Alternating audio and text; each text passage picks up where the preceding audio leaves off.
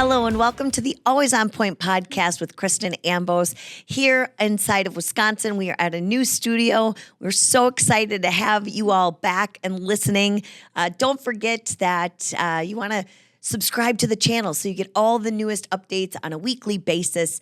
So excited to be here for season 2. So first, we are going to be introducing Nicole. Nicole is a part of my team. And one of the reasons why it was so important for me to do this podcast is because so many times clients think that the loan officer is the start and end of a transaction, and they're the only ones that can ever answer questions. They're the only ones that can ever do anything on your loan. And the reality is that there's so many components that go into a loan. From the beginning when you're pre-approved to the accepted offer to the timeline in between that pre-approval and accepted offer, it might take a couple months and documents collected and then appraisals, titles, getting it through underwriting, getting it out of underwriting, all the things. And if you've ever done a loan, you know what I'm talking about. If you haven't, we put this team together. It's a well-oiled machine. We work really well together. And I wanted Nicole to come in and talk about that. So thank you so much for joining me today. Nicole's position on our team is not only to assist me, but also to run all of the operations. She makes sure that the pipeline is flowing. She makes sure everything is ordered on time, collected on time. So why don't you, from your words, tell us a little bit about what you do as part of our team? Sure. So I am the one that opens the files and gets them ready to go into processing. So I will order all of the appraisals, insurance, title, all the stuff that needs to be ordered, the fraud report, anything like that, flood. Yep. And then I will make sure and be kind of a second set of eyes before it goes to processing. Make sure the address is correct. Make sure the taxes are correct. Right. Make sure the property report matches the tax bill, all that fun stuff. And then I will move it into processing. And then I'm still with it all throughout the process. Yep. I also try and answer the phone for our team and direct the calls where they need to be if I can answer the questions or if I can get them to somebody who can answer the questions. Yep. And I keep the pipeline moving. I kind of manage the pipeline and make sure that we're hitting all of our steps and that we're going to get to the closing date without any bumps. Yeah. And she's making it sound very easy, by the way, you guys. That what she just described to you is a lot of work, a lot of moving pieces, and she moves them very strategically. She's like our team chess player. She knows exactly where to move things so that we're constantly moving ahead and moving forward till we get across the finish line. So you are being very humble about what you do. And there's no doubt, like so it's Nicole and I. The two people you don't see sitting here today is Kimberly, who's our processor. She does not like to be on camera. She doesn't like to talk. No. I mean, she does like to talk to clients on the phone, and she loves the work that she does, but she's not she's more introverted like that. She likes to be inside doing her job, and she's just kind of the let me be. She's the technical one. That's why she's the processor, because that's what we need in that position. We need somebody technical, detail-oriented, focused. Yep, very focused, very detail-oriented, very much so. Yes. So Kimberly's the one that when you get an accepted offer, it comes in, we have all the loan already set. We know what we're going to do with it from the pre-approval. We lock the loan because we're licensed. So when I say we, I'm talking about Sam, who is also my loan officer assistant. So she works with me on every file. So from pre-approval to the accepted offer and then on. But what Kimberly does, and this is kind of maybe a little bit confusing, but from the moment we lock it and disclose it to the borrower, all the rate, all the fees, all the everything, Kimberly takes it and runs with it with the underwriter. And then Nicole helps her make sure the appraisals are in on time, right? That the title is in on time. Is the title clear? Are we good there? Because we never want you to buy a house with any other liens or judgments from a past seller, and sometimes they're just unknown, where a seller might have done some work on their house. Yep. And thought that they wrote a check to a contractor. And then a year or two later, the contractor is like, hey, I never got paid. I'm going to put a lien on your house. Well, the title insurance ensures that there's no liens or judgments that are going to go to the new borrower. So Nicole orders that, stays on the title company to make sure we gets it, review it to make sure there is nothing that we need to be concerned with there, right? But you're also scouring it to make sure there's no other liens or judgments. If our client does have some kind of a collection, child support, anything, that will attach itself to the house as soon as that house is purchased. As a lender, we don't want that. So we got to make sure that that stuff is cleaned up. So she's making sure of that. The other big piece that she ensures is the appraisal. She makes sure it's ordered. She makes sure the clients pay for it up front. She makes sure that the appraiser is sticking to their timelines, which is a difficult task in its own because appraisers like to work on their own timelines versus the ones that are in the contract that we're stuck to, right? Very much so. So Very that's much so. somewhat of a babysitting job from time to time. And the other really big piece, and she is such an advocate for our borrowers on this, is insurance. She orders the insurance. She makes sure it comes in. If it looks like it is not a good value for the buyer, she'll work with them to make sure they're getting multiple quotes, that they're okay. Because a lot of times buyers don't know. They don't know to shop. Exactly. They don't know where to shop. They don't know who to shop with. They'll get a quote and think that, oh, this looks really good. And sometimes I'll look at it and think, no, it really doesn't. It looks very high for a home like that. Let me Right. get you to this guy and see if we can get a quote from him. And, I'm all about saving the borrower's money, but making sure that they have adequate coverage and everything that they need. Yeah, which is huge because people don't know what they don't know. Exactly. Right? And insurance is one of those things where you can spend a lot of money being underinsured. Yep. You can also spend a lot of money being overinsured. And so we just want to make sure that you're covered correctly for what you need for your house. And you're not underinsured or you're not overinsured because let me tell you what, there's never anything you want more in life than when a catastrophe happens is to make sure you're insured well for what you're paying for. Exactly. And a house is a pretty big deal. So we want to make sure of that. So outside of that, some of the other things that she doesn't tell you that she does, which is so important to our team, is she runs our entire pipeline. So we have a pipeline organizer to make sure files are moving correctly and on time, right? Because one of the things that's changed a lot over the last 10 years, I would say, from expectations is people went from a typical closing date of 45 to 60 days. And now a typical closing is probably 21 to 30 days, Yes. if not sooner. So one person just can't handle all of that. So we all have our role because not only are we doing things in an extremely efficient manner, and we have to in order to stay in those timelines, we also have to be very, everything has to be super accurate. We're dealing with hundreds of thousands of dollars for people. You expect us to be as accurate as possible. We put that pressure on ourselves. And every one of our team understands that. We are actually all homeowners. Nicole is in the process of building her first house right now. But we are also homeowners. So we know how important that step is and that stage is. And the other part of our team that I'm super proud of is we're all there to help each other. So when one of us is sick, there's somebody to step in. Your files just don't sit on a table because that one person is sick for a couple days. Exactly. And if you're anywhere in the Midwest right now, you know that the flu has run rampant in the Midwest and everybody's been sick for like 2 weeks at a time. And it ran through our team. But the important part was it hit us one by one, not all together. So And we there kept was moving. Yep, there was always 3 of us on a deal working and always making sure we were covering. Not only were we bringing new deals in and making sure that our pre-approvals didn't stay stagnant, that they had the paperwork that they needed for those last minute offers, but that the ones that were under contract are also moving at a very rapid pace. So for that, I am so grateful because one person can't do all of that. And the other thing I will always be an advocate for is to any loan officer out there, I don't do this alone and I never profess to do this alone because I can't. There's just no way.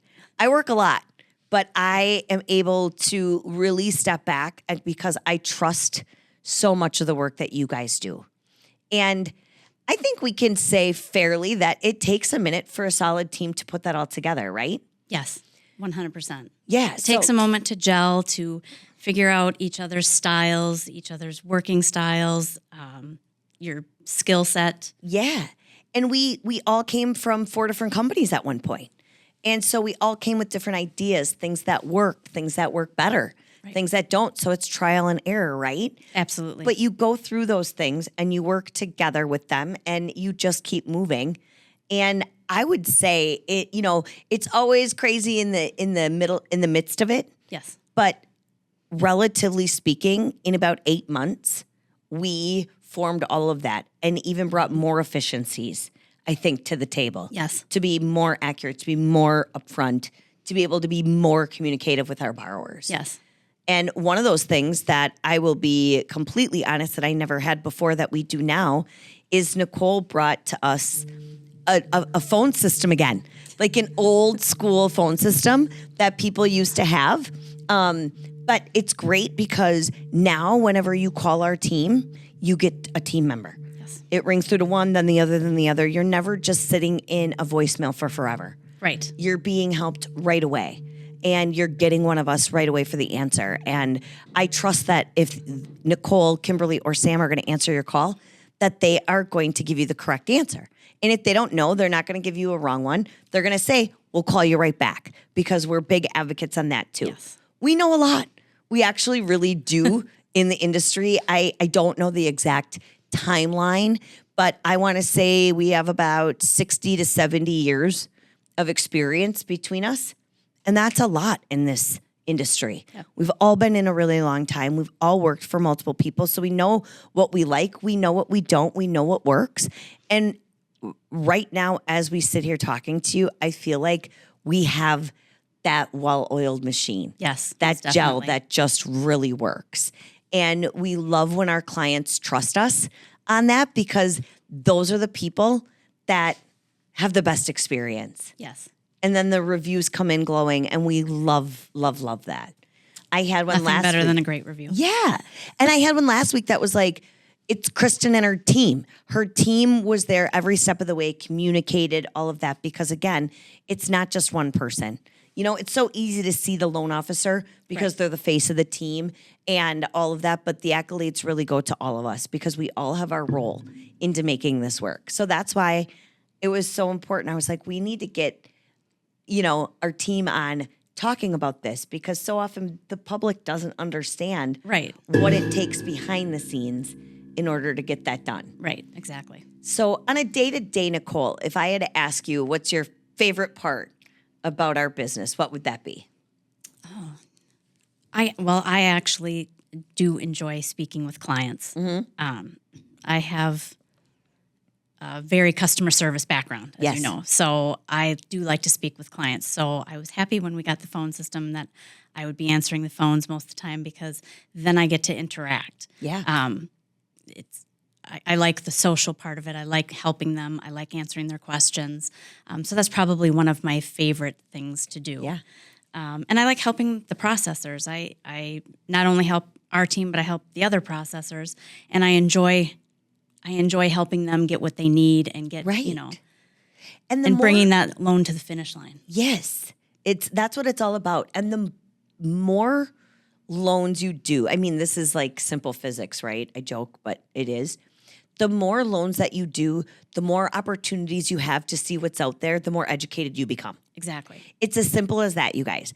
One of the hottest talking points for loan officers right now, because no one can tell you they have the best rate in town because the internet proves them wrong, right? So everyone who you used to call be like, well, I have the lowest rate. No, I have the lowest rate. No, I have the lowest rate, which was all a bunch of garbage anyway, Right. because not everybody has the lowest rate every day of the week. It's not possible. But now that the internet just comes out and says, oh, the national average is 6.1. Well, I can bust that. We are at 4.5. But they don't tell you how many points that's going to cost or what the costs Exactly. are to go into that, right? So now that loan officers can't do that because they would be lying to you, the newest talking point is, I'm not a transactional loan officer. I like to educate my clients and have a relationship with them. And why I'm busting that myth to you right now is because I spend, and there's no joke, I spend probably 2 to 3 hours a day on social media. One, because I learn a lot. 2, I love to interact with both my clients, with real estate agents, with friends, with family. And these days, I just find that that's some way, and you probably all agree with me. If you're not on a social media platform, you're probably not interacting with the people outside as much as you would be. Right. And like you just said, I like to be an interactive person. I like to talk to people. I like to be a part of their lives. So for me, that's where I find that I can do that on a daily basis and still be a part of their lives. The third piece of why I spend so much time on social media is because I always believe that I'm not the smartest person in the room. And the reason why I believe that is because I still want to educate myself. So the more I want to educate myself, the more I believe I can educate not only my team, but those real estate agents we work with, the clients that are actually getting the loans, anyone out there who's interested in mortgage. It's as clear as mud. And who really wants to sit around and talk about mortgage all day? Not many people. Not many people, right? We do because we love it. We love it, but we're weird. And we don't say we're not, right? Yeah. Like, this is our geek. This is where we geek out. This is where we have fun, is talking about how we save deals and how we get people into homes. And, one of those things it just reminds me of when I see on social media, because the other thing that is out there very pronounced right now is the fact that anyone in mortgage can look up each other's numbers. You can look up the data so easily, and it's very accurate. Yeah. And so I find it so funny when people are like, oh, I do so much business in this area. But when you look them up, they've never written a loan in that area. They don't know that area. Right. They're out there posing as the number one loan officer in that market, and yet they've hardly ever been in that market. Seen in that market. It's like, come on already. Yeah. There's no way. And for those who say that they're licensed in all 50 states, that's wonderful. I don't know more than maybe a handful of loan officers that actually write loans on a regular basis in all 50 states. Exactly. So don't tell me that you're great in all 50 states because you don't do business yourself in all 50 states.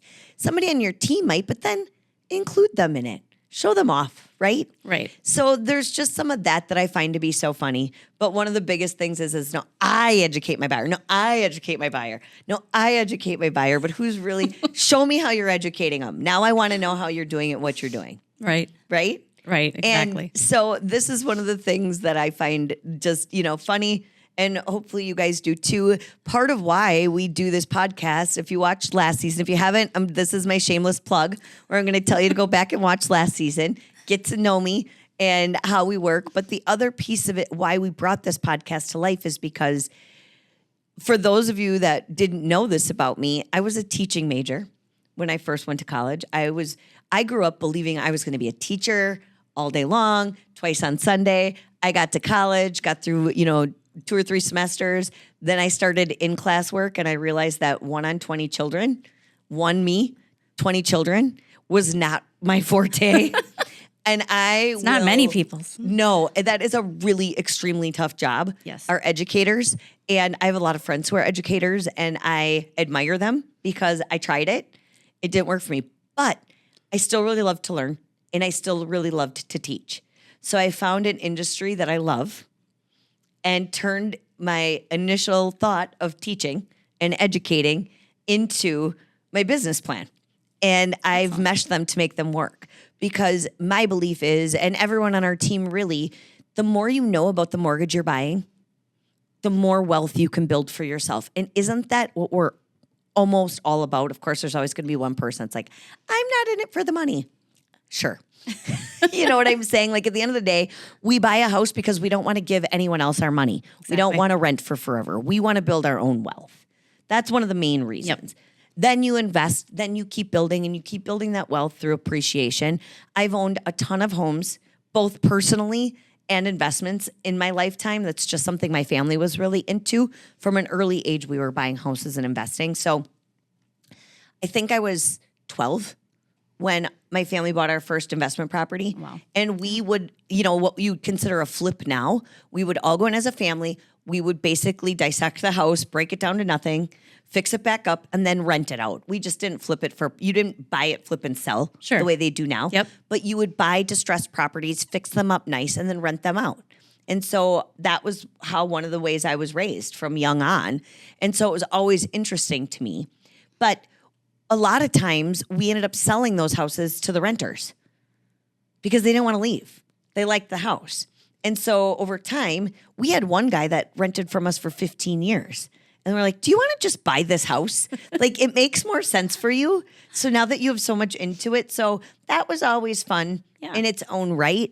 But over the time of my career in learning on mortgage, I realized how much people didn't know about mortgage or finances in general.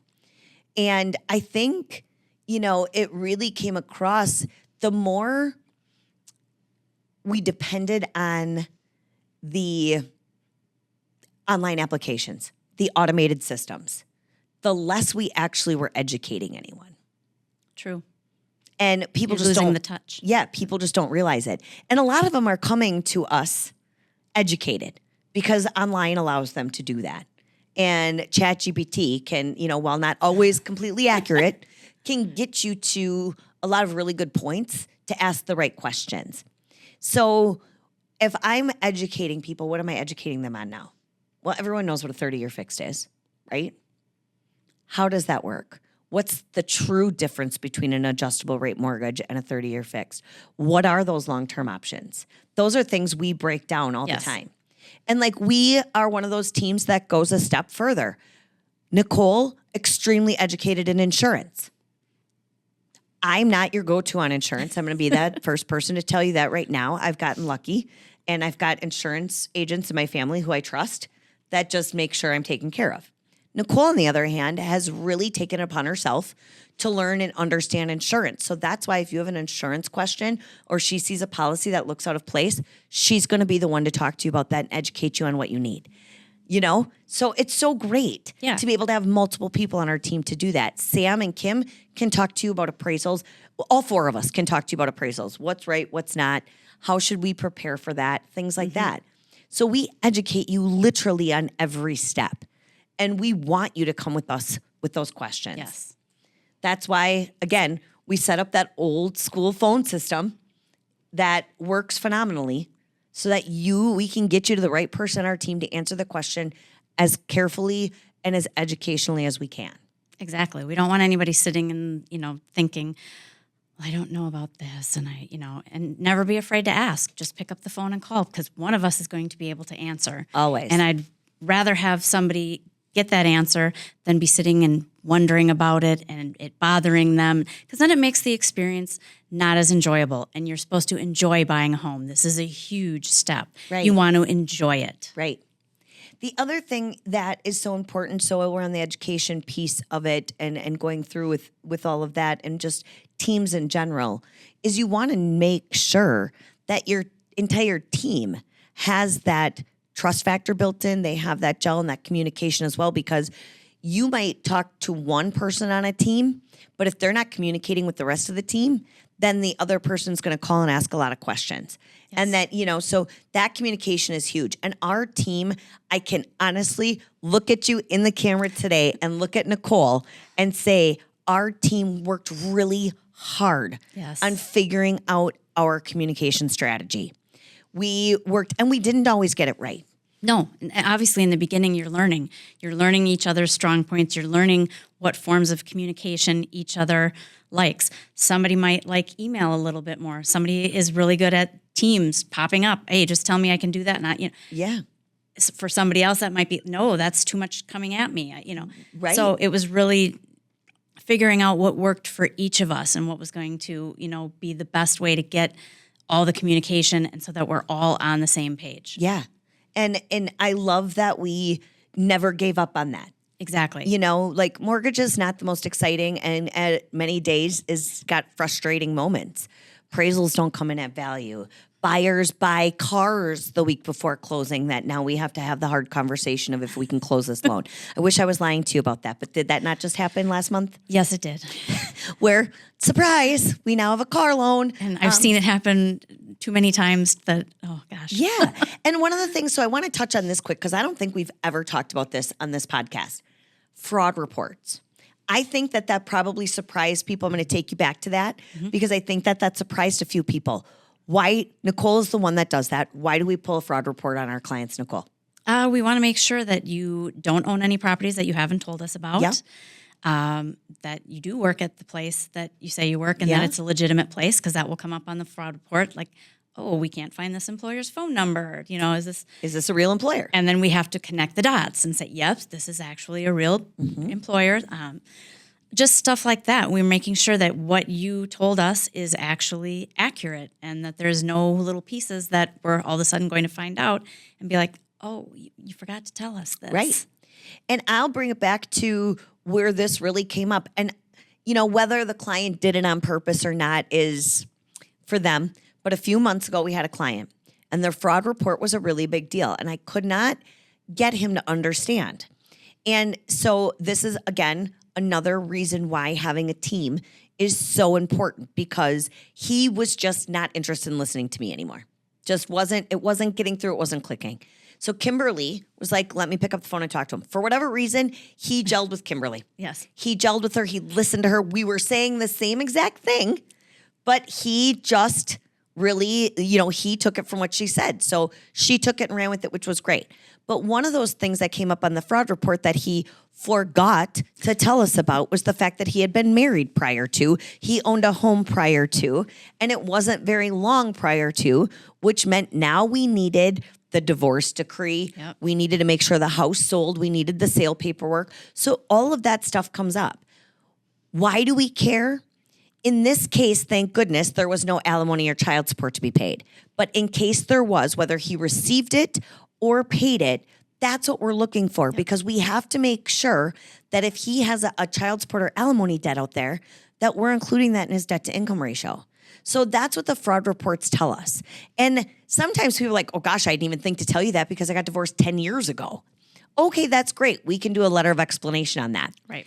But if you just got divorced 2 years ago, we need that information. Exactly. Because it still could very well be present in your financial status. And so that's why we get it. We don't care about reading through the details. No. We don't even read them. We know exactly where we need to go to find out if there's any payments coming in or any payments going out that could potentially lead to a debt to income ratio issue or a collection or a judgment of some sort. Like those are the things we're looking for. And surprisingly, not all of that comes up on the credit report. No. So when the credit reports decided many moons ago to stop reporting on those things, now insert the fraud report. Yep. So, and those are things that I wish one of us could look at all of those details on every single loan, every single day. But telling you, there's not enough hours in the day to do that. No, there isn't. So having a loan officer with a really strong team who also writes a lot of business is extremely important to your success, because that's when you work through the most issues. You know how to keep calm, keep collected, know the problem solving things, all of that. And that takes all of us. Yes, It takes it a does. village. And I'm never going to say that I do it all on my own, because I don't. There aren't enough hours in the day for you to do it all. And close in when 3 you're weeks. when you're spread that thin, Yeah. then you're not doing it well. Right. Because then you're spread in too many directions. And that's why you have a team where we use all of our strong points and do all of that. Yes. So that, it's like football. You have the quarterback. He's the leader. Yep. Can he score all the points? No, because he can't run the ball. He can't kick the ball. He's Yeah. got to have people to pass it to Yep. You've got to have people to pass it to do our magic. I love that analogy. I've never thought about it before, but it couldn't be any more accurate. Absolutely. So Fitting for Green Bay. fitting for Green Bay, entitled town as we sit. So hopefully that helps understand a little bit. I think that, just to give you a little bit of not a super deep dive, but just a surface, this is why it's okay to talk to somebody on your loan officer's team other than your loan officer. Yes. Because they actually really want to help you too. Yes. We're in it together. Every one of our clients is a team effort. We all take it very seriously. Absolutely. And I just happen to be super, super, super flippin' lucky that these girls all took a chance on me and it didn't give up when the times got tough. These last few years were tough years on our industry, individually and all of that, but we persevered and we're just coming back better and stronger Absolutely. year after year. And we want to do everything we can to help you have a really, really successful mortgage experience, because it should be an So enjoyable important. experience. It should It's be. one of the hugest moments in your life. Yeah. And it should be enjoyable. And let our team help you enjoy it. Yeah, I love that. Well, with that being said, we can't thank you enough for listening. Hopefully, you found some tidbits that are important to you that you took away today and just said, okay, that makes sense. Thank you to Nicole for being here Thank today. you. She's got to get back to work. Chop, chop. Right? No, I'm just kidding. She's got to get back to work, but we're really grateful for having you in the studio today to just explain another important reason of why we have a team the way we do and how we're set up the way we are. Yes. Very grateful for you all. So thank you so much again. We appreciate you, and we'll see you next week on the Always On Point podcast with Kristen Ambos.